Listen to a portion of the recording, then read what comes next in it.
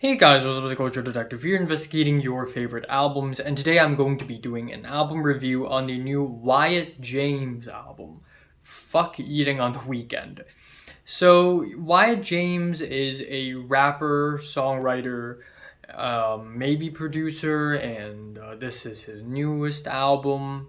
And I completely did not know who this fellow is until about a week ago. So I follow Brad Taste in Music, who is also one of the music critics in the world of YouTube, and he made a YouTube short about this artist.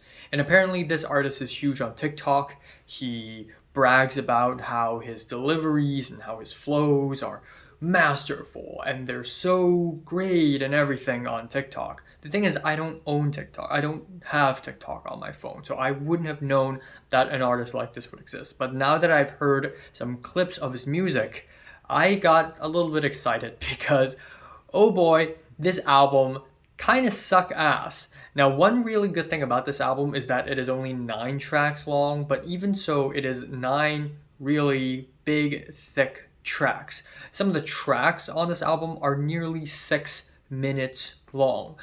I mean, if you're a great rapper, if you're Kendrick Lamar, go ahead, make a 6 minute long song, make a 12-minute long song because you've already done it. But if you're a bad lyricist, if your delivery is obnoxious, if your beats are corny as hell, 6 minute long songs are just gonna make it worse. And I'm afraid that that is one of the issues of the album because Wyatt James on this album sounds like Eminem from Wish. It's very goofy. It has some of the tackiest delivery. His voice is less intimidating and less cool than it is like a 17-year-old teenager with an asthma problem. It's really corny and awkward, and the beats try really, really hard to sound cool. And some of the flows on this album is quite hilarious, I have to admit. The album opener New Level is a corny pop rap track with epic pianos and drums. There's this line near the end of the first verse saying Paul Walker's rolling in his grave. I think that line is quite distasteful. And then a little bit later in the track, we get this weird British accent.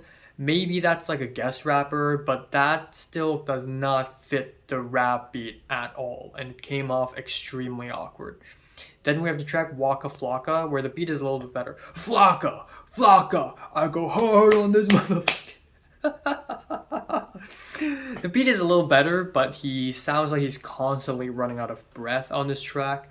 Poster Boy, his flow on this track is so loose and off the beat, it almost sounds like spoken word. And then we have these lyrics about, ooh, I'm so different. I don't use Instagram like these hoes. And also, I can't really explain how bad the flow is until I actually play the song to you all so that you can experience it firsthand. Is how much about a crab like talk shit, I could give a fuck. Suffering for no reason. I'm the fucking poster boy for that shit. And I'm not trying to change either. So I started moving forward backwards. Yeah, and the whole track is sort of like this. Okay, maybe that part is just spoken word. Maybe the real rap part comes in later. Let's skip to it later. Near like sophomore students. Now, buddy, I was just studying nothing little pump because I'm trying to be in fucking Harvard with this new shit. My grandma let a life pass her by. Yeah, it's not good. All right, the track "Change for the Worse" has one of the most annoying hooks on the album.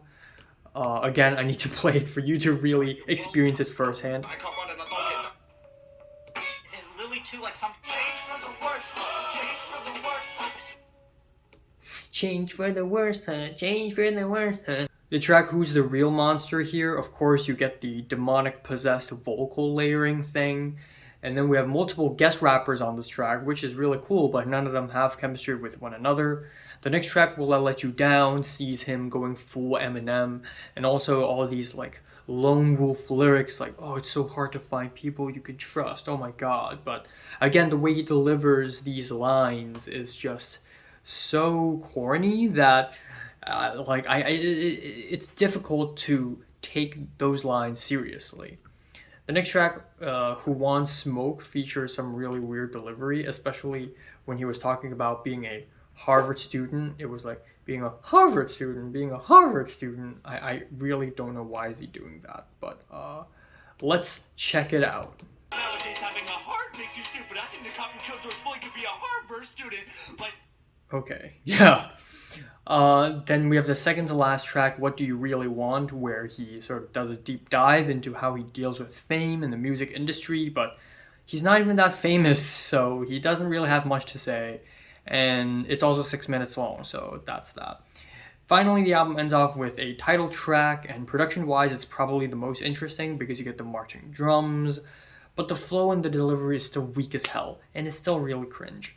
So yeah, overall the album is just one miss after another after another. Some of the corniest flows I've heard all year. The production is not the worst, but yeah, just the delivery and the the flows and the lyrics alone are enough to make this one of the most goofy rap albums of the year. I'm giving the new Wyatt James album a strong 2 out of 10. So if you listen to the new Wyatt James album, comments below let me know, subscribe if you want more, and thanks for watching.